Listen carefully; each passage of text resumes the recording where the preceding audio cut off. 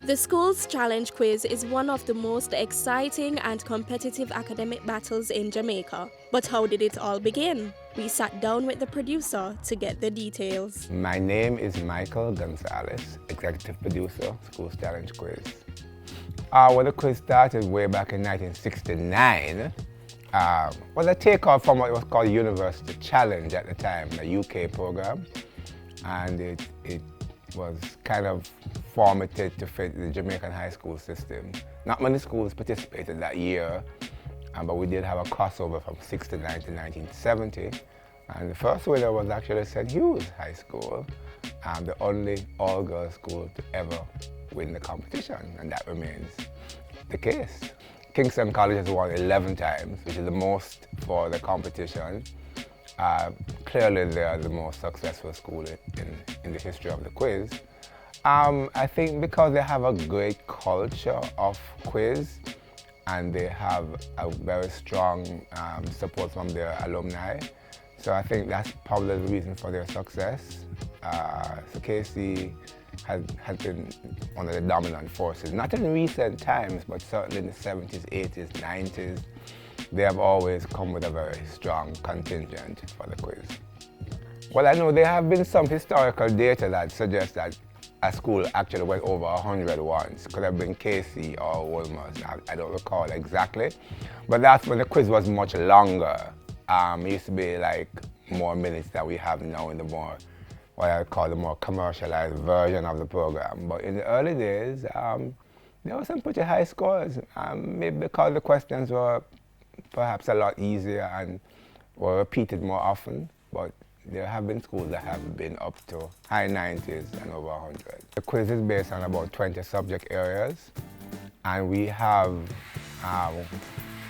question writers who cannot be aligned to any school competing currently in the competition. So, of course, we ensure that the questions are balanced for the participants and that they are kept very secure. We have a very secure system here at TVJ that we use to ensure no one has access to the questions. So we haven't had any issues with security of questions at all for the history of the competition. We try to ensure that the teams are relaxed and, focused, because the tension is so high, especially in the later rounds, like the quarterfinals, semifinals, and the finals, that it can get to you as a youngster, a teenager. So you have to really have a good, coaching staff, good support team to ensure you keep a level head under the pressure. It's very difficult to win the quiz. Only, about 10 schools, if that many, have actually won, so it's tough. Most of our work is done before we actually get here. We start doing questions like 5-6 months before the program begins every year.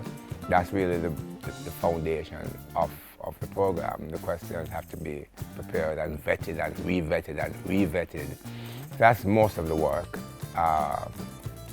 Behind the scenes on the day really is to have the student prepped, all of the technical aspects of it, the lighting, the buzzers, the audio, the visual questions, the tech op, the director, the cameras, the judges, the scorer, the timekeeper, the makeup artist, the students coming in and out of the studio, the floor manager directing traffic, even just coming in and out of the premises.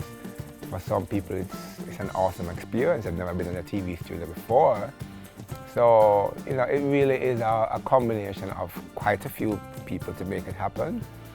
And it's an amazing production in terms of how you put all the pieces together.